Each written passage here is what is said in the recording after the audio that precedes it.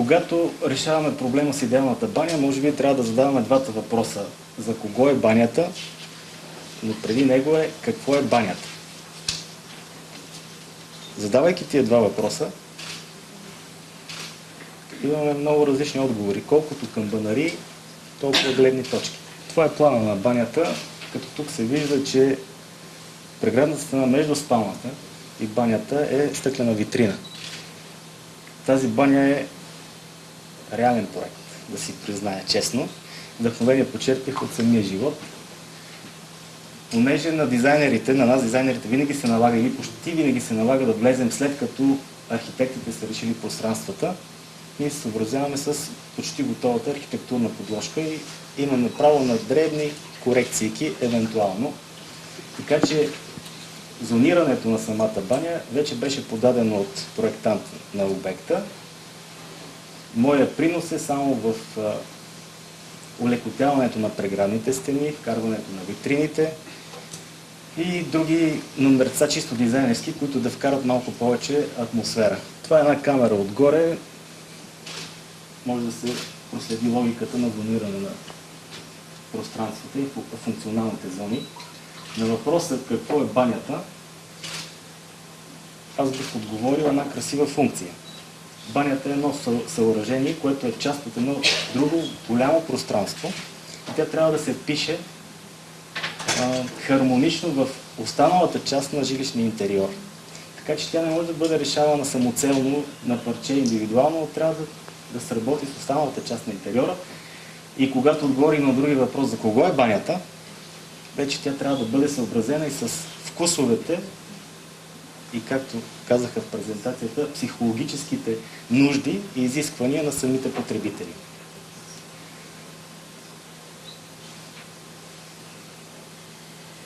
Ако трябва предварително да отговоря на въпроса за емоцията. Емоцията обикновено се вкарва чрез светлината. В банята съм вкарал, извинете, не ми треперя ръката, и от старост, и от вълнение. Това са вградени LED осветление, алуминиев профил, LED лента, захранване. Съответно, друг дизайнерски номер с една огледало, с цел разширяване на пространството, чисто оптически, но веднага ще кажа, че горко на този, който поддържа тази баня. Тъй като дизайна е дизайн, но трябва да се мисли и след това за поддръжката. Всяка една повърхност е потенциален носител и склад на мизерия. Тъй като банята е едно от най-мръсните помещения, една от най-мръсните зони в жилището. Имаме влага, съответно прах, съответно микроби и това нещо се наслагва с времето, колкото да се поддържа. Затова иновативното ми предложение тук е всички повърхности, облицовките и настилките са съответно гранитогрес и фаянс. Но моето иновативно предложение е всички повърхности да бъдат покрити с чудна самопочистваща се смес, както е на този принцип вече са фурните за вграждане. Модерните фурни имат една опция, която след като се включи, фурната обгаря и се самопочиства. На същия принцип, ако може да се сложи такава смес върху повърхностите и банята да се самопочиства. Това би било много добър вариант за потребителите. Виждам очудени заключение физиономии, това беше просто фантазия. Няма такава смес.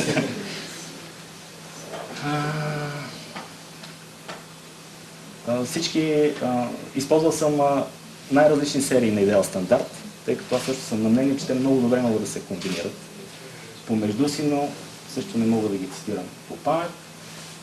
Емоцията, ваната с хидромасажна система и съответно възможност за цветотерапия. Вграденото LED осветление със съответното програмиране създава различни атмосфери. Осветлението, което тук съм приложил, в реалния проект е заменено с луни за вграждане, които са съответно влагоизолирани. Макар че по принцип няма проблем от токов удар, тъй като всички те минават през траф. Тоест мощността е на 12 волта и няма проблем от токов удар. Тия лампи са по-красиви, разбира се, по-дизайнерско изпълнение, но пък има по-голям проблем с поддръжката, съответно. В реалния проект също така няма и вграденото LED осветление, тъй като то също е проблемна зона. Относно функционалността. По принцип помещенията са, това изглед към спалнята, всяко едно помещение е обособено. Душ, кабината, туалетната, сектора с ваната, те са обособени с прагове. Общата част или фоайето на банята също е обособена с малък праг, който не създава проблеми при прекрачване на клиентите. Но ако стане авария, не дай Боже, и стане някакъв теч, по принцип са предвидени сифони във всяка една зона, независимо тя дали е суха или е мокра. Дори в туалетната и дори в общата част.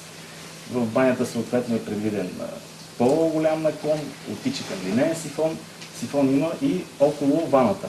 Така че при някаква аварийна ситуация да не стане проблем в останалата част от жилището.